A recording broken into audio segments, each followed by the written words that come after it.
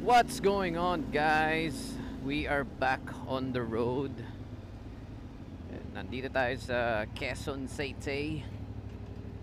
At pauwi na sana tayo, no? Pero naimbitahan tayo sa isang party sa Pasig, no?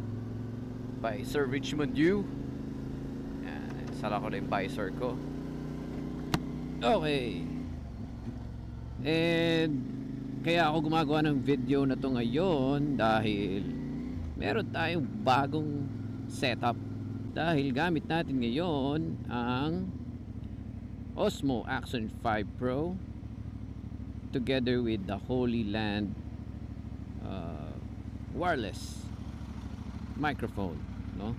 Yung ating Holy Land Lark M2. Yan. At ito ang quality ng ating Osmo Action 5 Pro sa gabi. So 2-in-1 to, no? Nang makita ninyo kapag tayo ay naka parang dashcam mode, kasi naka loop to eh. So naka dashcam mode tayo. At the same time, gamit natin yung wireless mic. Kagandahan sa wireless mic is wala siyang wire. Biro lang. Kasi plano ko rin ilagay dito yung camera in the future. So meron akong mount sa bahay, di ko pa naikabit. At gamit yun, pwede kong ilipat-lipat yung view dahil madali siyang ilipat, naka-magnetic mount kasi ang mga Osmo Action 5, diba? Or Action cameras. So pwede ko siyang ilipat-lipat without thinking paano yung audio kapag ka nagra-ride tayo katulad nito. Uy, kumukulog-kulog pa. Di tayo nagkapote pero sana hindi bumagsak yung ulan hanggang makarating tayo ng Arcovia. Ayan, kayo na humusga. Kamusta naman ang sound quality? Naka-gain negative 5 ako, kung di ako nagkakamali. Naka-gain negative 5 tayo.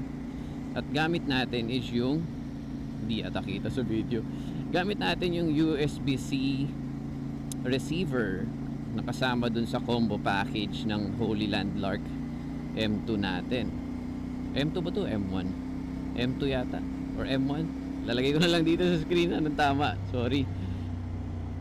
So meron tayong receiver pang DSLR. Yun yung minamount mismo sa DSLR. At meron ding mount for USB-C stick, diba? So pwede siya sa phone, pwede siya sa DSLR, at pwede siya dito sa Osmo Action 5 Pro. Meron kasi akong ginamit na nabili ko lang sa Shopee, USB-C adapter for microphone, TRS adapter. Ay, Diyos me. Siyang robotic na hindi mo na marinig yung mga boses, yung ambient sound. Yung boses ko parang wow, grabe naman ang kulog dito. As of time of recording nitong video, kasagsagan ng bagyong Christine. Tama ba? Christine? Nasa Pangasinan na yata ngayon, or Isabela pala. So short video lang to. At sa muli, guys, subscribe and share this video kung nagustuhan mo to. And peace. Ciao.